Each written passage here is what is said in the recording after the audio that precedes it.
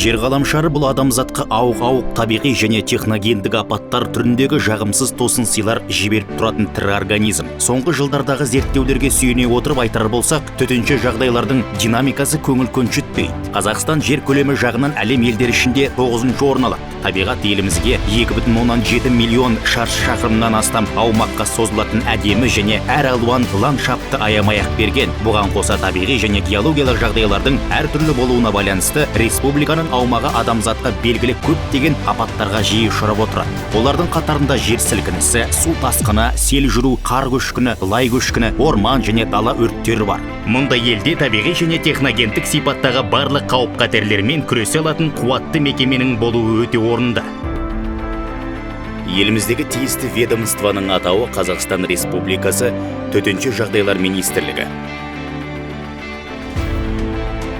Бүгінде оның құрамына өрт сөндіру және авариялық құтқару жұмыстары қызметтері, апаттар медицинасы орталығы, Қазселден қорғау, Көкшетау техникалық институты, құтқару авиациясы және басқа да құрылымдар кіреді. Министрліктің мамандары мыңдаған төтенше жағдайды жойып, мыңдаған адамның өмірін сақтап қалды. Мемлекеттің басты міндеттерінің бірі ел азаматтарының қауіпсіздігін қамтамасыз ету. Осы тұста біз құтқарушылар үнемі алдыңғы шептен табыламыз. Кез келген уақытта адам өмірін құтқару жолында өз күш-жігерімізді, тәжірибемізді көрсетуге дайынбыз. Алғашқы көмек шақырылған кезден-ақ құтқарушылар от пен суға түсіп, өз өмірін қауіпке тігеді. Кейде күніне бірнеше мәрте тілсіз жаумен бетпе-бет кездесуге тура келеді. Құтқарушы мамандығы әлемдегі ең қауіпті мамандықтың бірі болып саналады. Алайда құтқарушы әуелі өзінің емес, өзгенің өмірі үшін тәуекелге бел буады. Күнделікті өмірде жұмыстан тыс уақытта олар да ел қатарлы қарапайым тіршілік етеді. Қамқор әке, сүйікті жар, өмірдің әрбір сәтіне қуана біледі, қуанышымен бөлісе алады. Ал өз қызметіне түскен сәттен бастап құтқарушылар өзге азаматтардан ерекшеленіп тұрады. Олардың басқалардан айырмашылығы батылдық пен ерліктің үлгісін көрсете отырып, оқыс оқиғаның салдарын жоюға жұмыла кіріседі. Құтқарушы турасын айтқанда, қауіп-қатерге қарамастан өзгенің өмірін құтқаратын адам. Табиғаттың дүлей күшіне қарсы күресте қай-қайсы болмасын, әрбір апатты жағдайда адамның тағдыры қыл үстінде тұрады.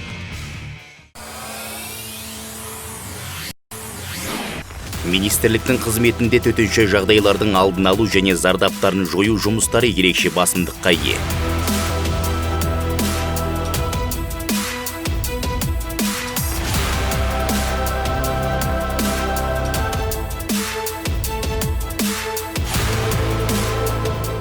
Халықаралық тәжірибеге сәйкес, тілсіз жауды ауызда қана қоймай, апатты құтқару жұмыстары да жүргізіледі. Бұл күш құралдар үнемі сұранысқа ие және тәулік бойы сақадай сай тұрады. Олар өрт сөндіру, апатты құтқару, арнайы құралдар, қажетті жабдықтар және керек-жарақтың бәрімен толық қамтылған. Үкіметтің және жергілікті атқарушы органдардың қолдау аясында соңғы 15 жылда республикамызда құтқару қызметтеріне арналған 31 объект салынды. Оның ішінде 23 өрт сөндіру депосы және 8 құтқару станциясы бар. Соңғы жылдары жабдықтауды арттыру бағытында қабылданған жол картасына сәйкес ведомство 1,5 мыңға жуық техника түрін және 20 мың өрттен құтқару құрал сайманын сатып алды.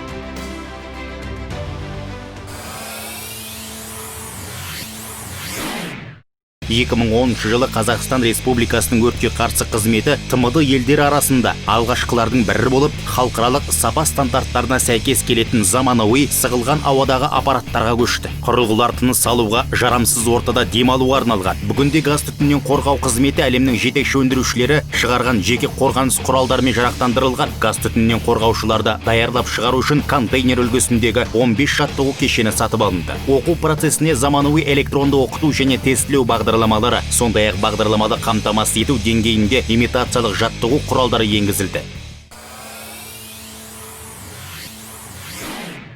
Кәсіби дағдыларды жетілдіру, тәжірибе және авариялық құтқару жұмыстарын жүргізудің заманауи әдістермен алмасу үшін құтқарушылар жыл сайын Қазқұтқару семинар жиынына республикалық және халықаралық оқу-жаттығуларға қатысып отырады. Төтенше жағдайлар министрлігі халықаралық оқу-жаттығулар өткізіп тұрады. Аталған іс-шараға республикамыздың барлық аймағынан іріктелген командалар, сондай-ақ ТМД елдерінің құтқару бөлімшелері қатысады.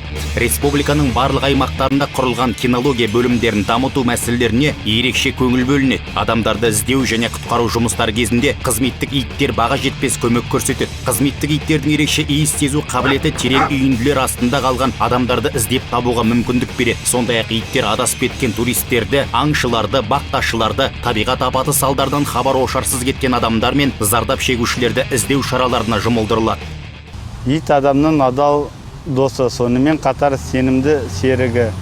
Біздің атқаратын жұмысымыз біреу, міндетіміз де біреу, адамдарды құтқару. Иттердің иіс сезіну қабілеті күшті дамыған. Бұл бізге зардап шеккендерді табу жұмыстары кезінде көмектеседі. Төтенше жағдайлар министрлігі жүйесіндегі бөлімдердің бірі апаттар медицинасы орталығы. Аталған бөлім төтенше жағдай салдарынан зардап шеккен адамдарға медициналық және психологиялық көмек көрсетуге қатысты мәселелерді шешумен айналысады. Апаттар медицинасы жасағы мен жедел медициналық көмек бригадалары еліміздің азаматтық қорғаныс жүйесі тұрақты даярлық қызметінің алдыңғы қатардағы тобына және ажырамас бір бөлігіне айналды. Құрылған уақыттан бері апаттар медицинасы орталығының бригадалары 36 мыңнан астам сапарға шықты. 41 мың зардап шегушіге сапалы медициналық көмек көрсетті. Орталық жұмысының басым бағыты жол-көлік оқиғалар кезінде зардап шеккен адамдарға медициналық жәрдем беру. Республикалық маңызы бар автомобиль жолдарының қауіпті деп танылған учаскелерінде 40 жол бойындағы медициналық құтқару пункті жұмыс істейді. Олардың қызметкерлері тәулік бойы жол апатына зардап шеккендерге медициналық және құтқару көмегін көрсетеді. За время работы бригадами трассовых... Жол бойындағы медициналық құтқару пункттері бригадаларының жұмысы барысында жол көлік оқиғалары болған аймақтарға 11 мыңға жуық сапар жасалды. 28 мың зардап шегушіге көмек көрсетілді. 8 мың адам ауруханаға жатқызылды. Жол бойындағы пункттерді құру уақытылы әрі тиімді шара болғанын уақыт көрсетіп отыр. Құтқару авиациясы жыл сайын іздестіру, құтқару, өрт сөндіру және жеке құрамды ауыстыру жұмыстарына мыңнан астам ұшуды орындайды. Авиация сел қаупі, мұз және су тасқыны жағдайларын бақылау шараларына тартылады. Таулы аймақтардағы құтқару операцияларына дала мен орман өрттерін сөндіруге қатысады. Төтенше жағдайлар министрлігі авиация техникасы сапында отандық және шетелде өндірілген жиыны 27 тікұшақ бар. Олар Қазақстанның 14 қаласында орналастырылған және кез келген уақытта көмекке ұшуға әзір тұрады. Әуе паркі құрамында Ми-26, Ми-8, ЕС-145, К-32 тікұшақтары кіреді. Қазавиа құтқару акционерлік қоғамының қызметінде санитарлық авиацияның өзіндік орны бар. Науқастар мен зардап шеккендерге жедел медициналық көмек көрсетіледі және медициналық мекемелер қашық жағдайларда тасымалдау жүргізіледі. Ұшқыштар мен дәрігерлер мыңдаған адамның өмірін құтқару үшін осылай білек сыбана күреседі.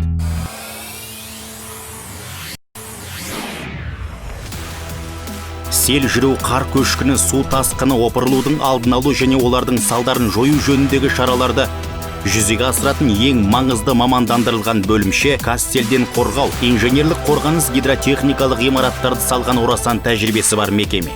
Қазақстан Республикасы тұңғыш президентінің тапсырмасы бойынша Сырдария өзеніндегі Көксарай тасқынға қарсы су реттегіші және Астана қаласын Есіл өзенінің тасқын суларынан қорғау сияқты бірегей нысандар тұрғызылды. Осы стратегиялық жобаларды іске асыру еліміздің оңтүстік бөлігі мен елорданы су тасқынынан сақтайды.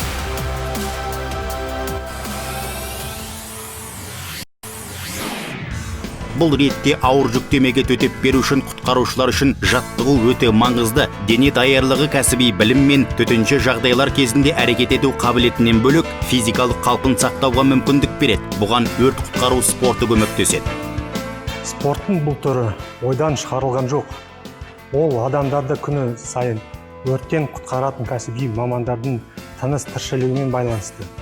Өрт сөндіру құтқару спорты даңғындыларды жетілдіруге, топ ішінде жылдам әрі үйлесімді жұмыс істеуге ықпалын тигізеді. Бұл спорт бір ойынға құмарту емес, адам өмірін құтқаруға арналған. 2001 жылдан бастап Қазақстан халықаралық турнирлерге, Еуропа және әлем чемпионаттарына ұдайы қатысып келеді. Ұлттық құрама мәртебесінде құтқарушы спортшыларымыз әлемдік деңгейдегі жоғары жетістіктерге жетіп, үнемі жүлделі орындарды иеленіп отырады.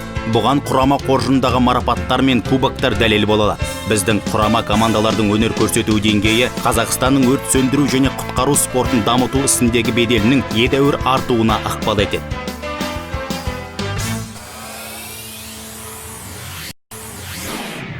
бүгінгі жастардың мектеп түлектерінің Көкшетау техникалық институтына түсуге тамаша мүмкіндігі бар. Олар өрт қауіпсіздігі, төтенше жағдайларда қорғау, азаматтық қорғаныстың командалық тактикалық күштері, өрт сөндіру және авариялық құтқару ісі бағдарламалары бойынша бакалаврларды дайындайды. Курсанттар үшін барлық жағдай жасалған, стипендия алады және мемлекет тарапынан қолдауға ие. Институт құрылған уақыттан бері білім ордасы жоғары кәсіби білімі бар 5000-нан астам маманды даярлап шығарды. Дипломмен қатар түлектерге азаматтық қорғау лейтенанты атағы беріледі. Бұдан әрі қызмет ету үшін Көкшетау техникалық институтының түлектері төтенше жағдайлар министрлігі аймақтық органдарына жолдамалы.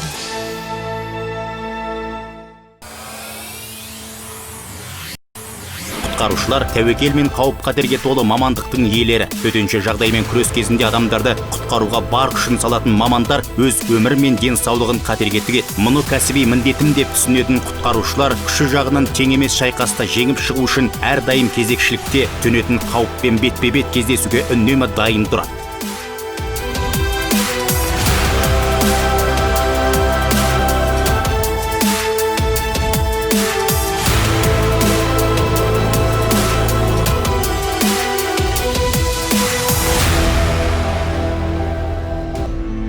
Тәулік бойы, аптасына 7 күн Қазақстан Республикасы төтенше жағдайлар министрлігі кәсіби және сенімді командасы тұрғындарға көмекке келуге әзір. Кәсіби құтқарушылар әрдайым сапта тұрады.